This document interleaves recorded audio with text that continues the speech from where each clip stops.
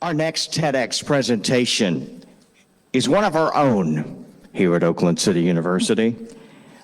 Madison Toopes grew up in the Burlington area of Kentucky near Cincinnati. She was recruited here to play soccer.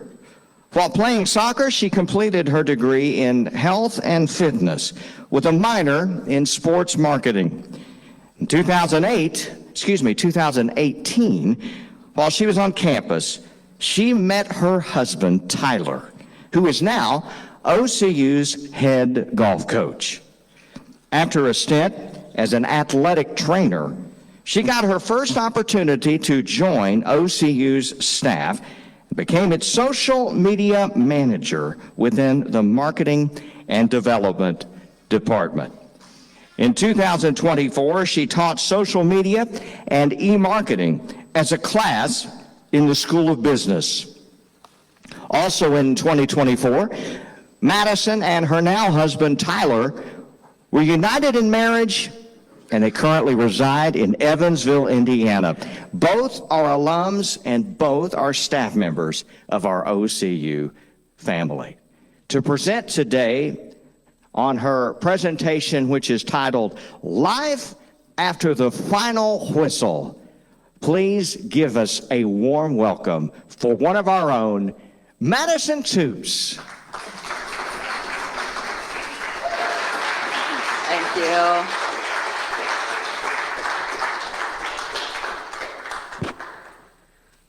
Okay. Hello, guys. Really excited to be here at my alma mater to give my official TED Talk. So it's kind of something really special. So thank you all for coming. So when I played soccer here at OCU. I played all 4 years.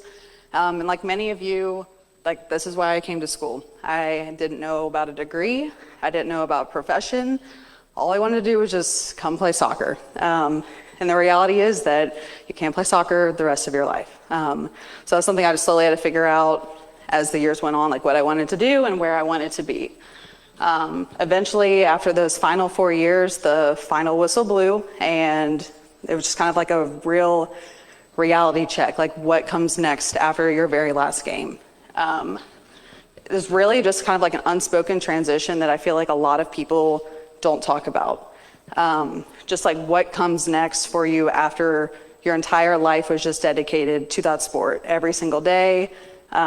Your years and weeks were all just based on this sport. So I'm here today to talk to you a little bit about just kind of what that looks like and just a couple of tips to keep in mind as that day comes for you. So the first thing is to just allow yourself to grieve. The first 2 weeks, just feels like a regular season has ended, that there's really no change, that you're just kind of excited to have a break, spend more time with your friends, but then after that time you realize that it's really over, that you will not be going back to play what you once loved. So it's kind of crazy to say that you need to grieve because nobody's died, but the reality is that your life is now changing to become just like a normal person. So it is okay just to feel sad, feel angry, just go through all of those emotions. However that may look like for you, just like allow yourself that time to come to terms with that the sport you loved is no longer going to be consumed by your entire life. You just need to take time to appreciate all of the great things that it did do for you, all the people that you met, the places that you traveled to, all the really just the fun you had. Maybe spending time with your parents, going to games when you were little, growing up and just going to travel ball, whatever it is, just like take time just to appreciate how far it did get you in life. It might be an end of a chapter, but it is not the end of your story. The next point is just to find happiness in other things, that you have so much more time now on your hands to do whatever you want to do, which is kind of like the liberating feeling, I feel like, in all of it that you didn't really have before. You have time to go see your friends, spend more time with family, travel, pick up new hobbies, that there's so much more other things out there in this world just besides your sport. So that's something that's kind of a hard pill to swallow, but there is other things out there for you. There is other things beyond the court of the field, and it's just a matter of finding what sticks for you and what you end up enjoying and what will become your new passion. Number 3, this I feel like is one of the biggest ones out of these 6 little points, is that you need to stay competitive. That like once you're an athlete, that drive and that fire of wanting to like be the best and to compete, that does not go away. You just really need to find a new outlet for that fire to fuel. Whether that be joining a race, maybe finding a rec, well for me it was a rec soccer league, but maybe try a different sport, try different things to like make yourself feel that fire again and just to stay competitive in your life. Number 4 is just really work out the way you want to now. There is no more pressure to run a time 2 miles, to run a certain sprint in a certain amount of time, to either gain weight, lose weight, whatever the case may be. Like now you're working out for you. You can move your body in the ways that you want it to. So if you hate running, then don't run. Find a different way to do so. You can cycle, you can dance, you can just go outside and walk, like whatever you want to do, then do it. There's no more pressure. So again, at first that feels very weird that you don't have to go outside and just push yourself to the breaking point, but just to work out in a way that makes you feel good mentally and physically. Number 5 is showing yourself some grace. Mentally, physically, and emotionally, things kind of get, I want to say weird, but like you feel not like yourself. There's kind of like that identity change where like you're not just, I mean, it wasn't just like Madison soccer player anymore. It turned into Madison regular person who's done with soccer. So that there is going to be a lot of highs and lows and ups and downs, and it's just a matter of like overcoming all of those just so you can get on the other side.